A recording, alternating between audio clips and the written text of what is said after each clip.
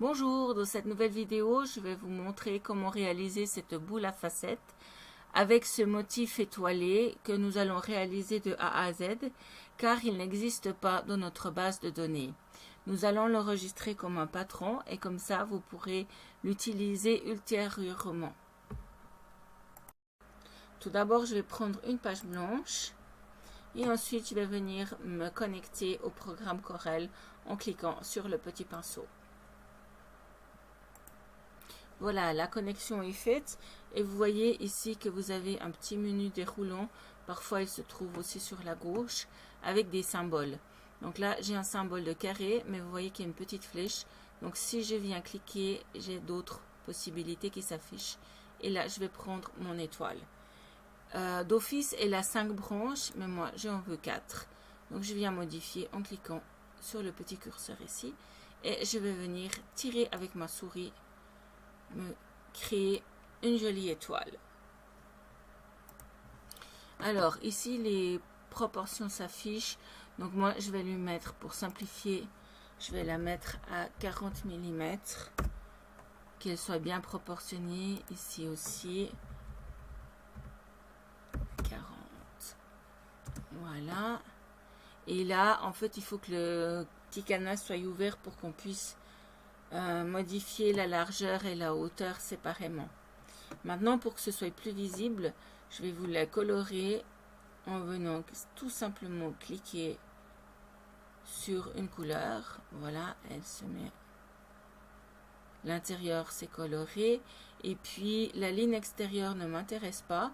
Donc au fait de les propriétés d'objet, on voit qu'ici il y a une ligne à 0,2 et que si je viens ouvrir le menu déroulant, je peux cliquer sur aucune et voilà, ma ligne de contour s'est effacée. Pour convertir mon étoile en broderie, je la sélectionne à l'aide de la flèche bleue pour que les 9 points entourent bien mon dessin et après je viens simplement cliquer sur convertir. Voilà. Donc mon étoile est prête. Mais elle est un tout petit peu grande, donc elle fait 40 sur 40. Le cadenas est fermé, moi je la veux à 30. Donc je modifie simplement une des proportions et on voit que l'autre se modifie automatiquement. Je fais un Enter. Maintenant, il y a une chose que j'aimerais voir aussi, c'est le départ et l'arrivée. Alors on voit que c'est au nord et au sud. Si je déplace ça, donc moi je la veux, je vais déplacer à gauche et à droite. Mon départ et mon arrivée. Il y a encore une chose à faire pour pouvoir l'enregistrer comme un patron. Donc au fait, je vais faire un clic droit sur ma souris pour que la boîte de dialogue s'ouvre. Ici dans Effet, dans l'assise, je vais enlever l'assise et dans Autre, je vais déplacer le long du bord. OK et OK. Je vais juste vous faire la petite vidéo pour que vous voyez comment ça se brode. C'est exactement ce que je veux. Donc, c'est parfait. On peut continuer. Voilà. Alors maintenant, ce motif, il n'existe pas du tout dans notre base de données. Donc, je vais aller l'enregistrer comme un patron. Ça veut dire que cette étoile, je vais pouvoir l'utiliser comme un remplissage. Donc là, je vais sélectionner mon étoile. Et dans les paramètres, je vais aller dire créer un patron. Et ici, on va créer depuis le début. Donc là, je vais lui mettre essai. Voilà. OK. Et puis là, je vais marquer 4 étoiles. Bon, c'est un petit peu de l'abrégé, c'est pas grave. On va lui dire OK. Et maintenant, il y a encore une petite dernière opération à faire.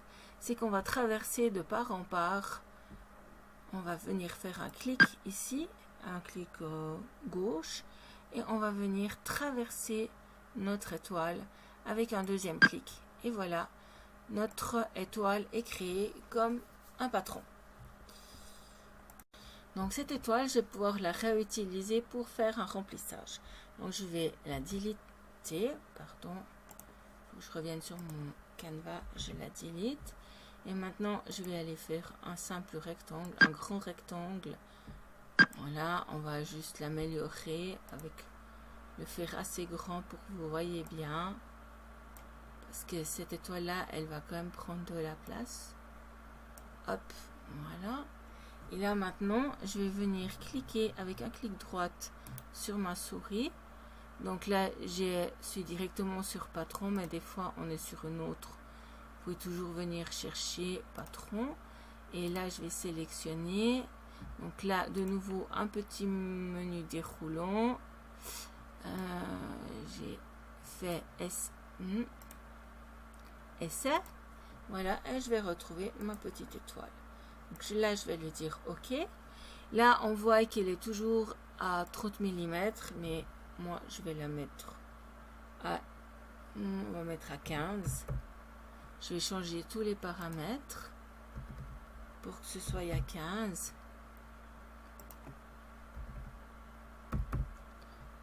Voilà, ça demande un tout petit peu de manipulation, mais c'est pas grave. Et voilà, notre carré s'est transformé avec des étoiles. Voilà ce que vous devez obtenir. Toutes les étoiles se touchent et il n'y a aucun fil qui vient traverser le dessin. Si vous voyez des fils traversés, c'est qu'il y a un problème et il y aura des coupures de fil. Là, si on fait la petite vidéo, on va voir que il n'y a aucune coupure de fil, que tout se fait à la suite. Et ça, c'est vraiment un dessin parfait. Maintenant, ce carré rempli d'étoiles, mais qui est tout plat, je vais lui donner du relief. Alors, je viens sélectionner mon objet avec la flèche bleue. Et là, je vais pouvoir cliquer sur l'effet 3D. Hop, voilà, on voit que le nombre d'étoiles a diminué, mais que certaines étoiles sont venues se positionner différemment. Bon, ça reste toujours un carré, hein. Donc maintenant, il va falloir transformer ce carré en une sphère, en une boule. Donc là, je le sélectionne et je viens faire refaçonnage. Alors, ici, chaque coin a un petit carré jaune. Je viens le sélectionner, qui vient de se mettre en bleu, et j'appuie sur la touche espacement de mon clavier. Et voilà, ça se transforme en un petit rond. Déjà, vous voyez que là, ça s'est arrondi et que là, c'est toujours resté droit. Donc, je fais la même chose avec mes 4 coins. Hop, allez, ça s'est super bien amélioré. Il y a encore celui-là. Voilà. Alors maintenant, ce que je vais faire, c'est que j'aime bien que ça se fasse en une fois. Ça, vous le savez déjà. Donc, je vais modifier mon point de départ et d'arrivée. Et puis, ce qu'on va pouvoir faire, c'est aussi... je vais vous le mettre ici. Là, il y a la courbure de notre sphère. Donc, je vais venir la positionner juste sur le contour de ma sphère, de ma boule. Voilà. Et comme ça, là, j'ai vraiment une sphère parfaite. Je désire donner plus de volume à ma sphère, donc je vais lui ajouter un autre élément. Je vais dans numériser, je choisis ellipse et je pars à partir du milieu de mon cadre. Je fais un premier point et je tire pour rejoindre les extrémités de mon cercle. Je fais un clic gauche sur ma souris et ensuite j'élargis mon cercle jusqu'à la dimension qui me convienne. Je fais un deuxième clic sur ma souris et je fais un Enter sur mon clavier. C'est normal que mon cercle blanc vienne se superposer sur mes étoiles, mais moi j'aimerais que ce soit fait avant.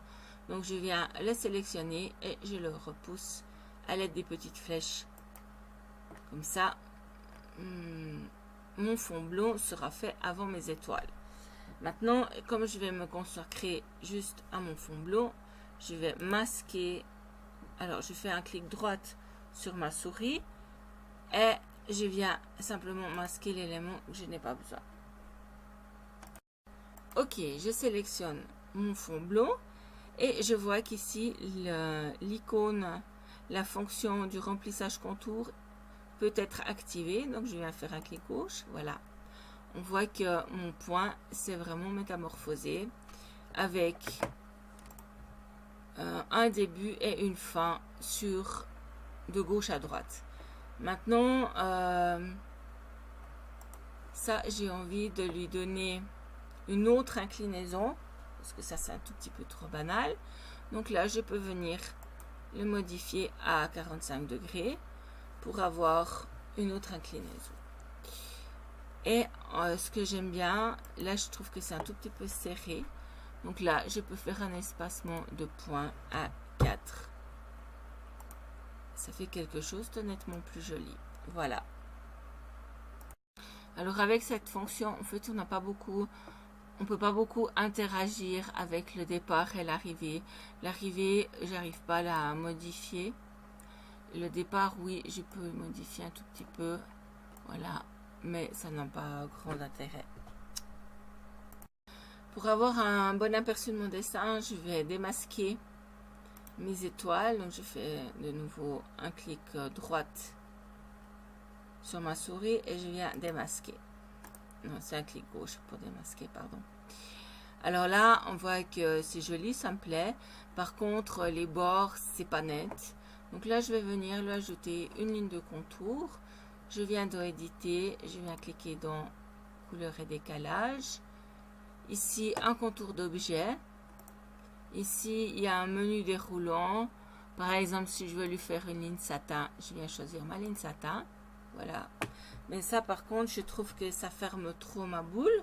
Donc là, je peux toujours la modifier et lui dire que je veux ce qu'ils appellent un contour mèche, ce que moi j'appelle des étoiles.